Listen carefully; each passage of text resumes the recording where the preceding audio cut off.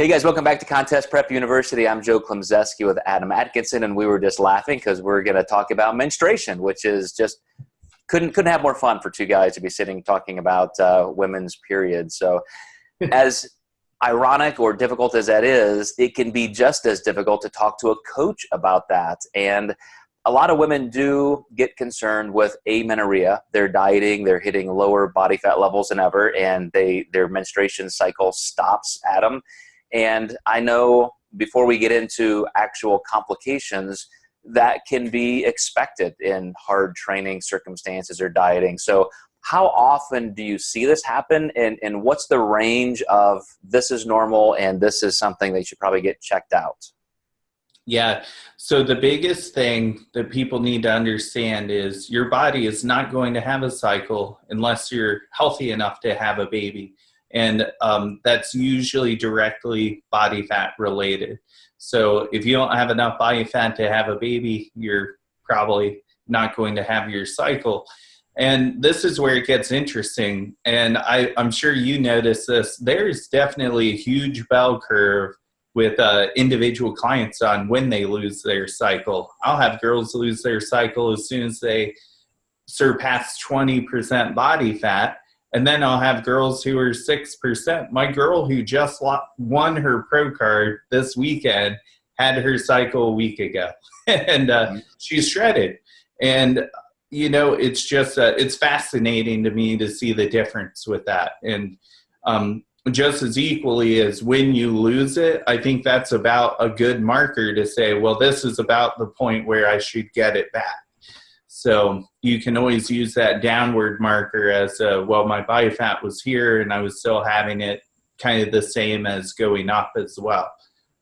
And that is a really good point, that this is a normal part of nature, which is, you know, the ability to bear offspring. But that brings up a point that doesn't necessarily mean that it's healthy. Just because it's normal doesn't mean it's the healthiest thing to do, because it's indicative also that you're probably going to be low in calcium, and you could end up with osteopenia, osteoporosis. So one of the challenges of somebody being so lean all the time that they may not have a normal menstrual cycle is you could be running into some of those other health issues. So it begs the question, when you're not dieting, is there a way to make sure that's returning to normal? And I will say that there are definitely some people I know who are aggressive athletes outside of even physique sport who just simply lose their ability to menstruate for long stretches of time. And I think it's imperative to just make sure you're getting other tests done. You know, let your doctor know, of course, your OBGYN,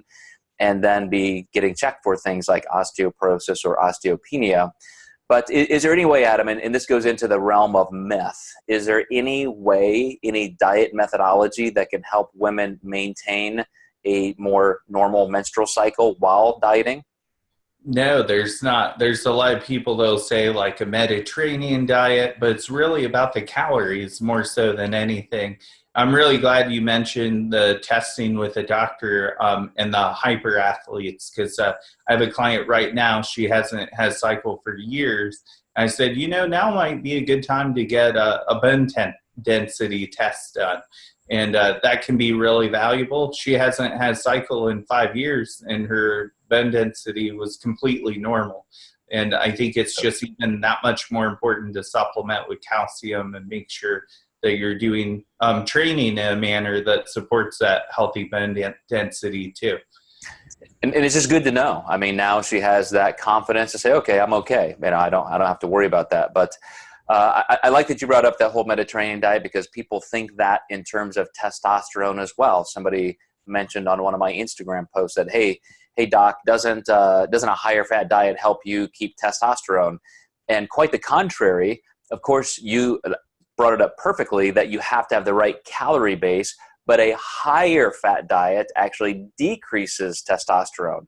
And so very similarly, you just see either a negative or no effect with women. It's not a matter of how much fat is in your diet.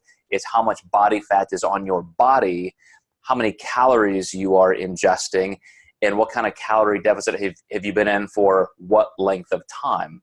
So those are all much more important factors. So Good topic, Adam, because I know a lot of women do get concerned about this. So hope that helps ladies and coaches who coach ladies. And we're gonna continue rolling on in this how-to series next episode, talking about gastrointestinal issues. So make sure you click over to that one.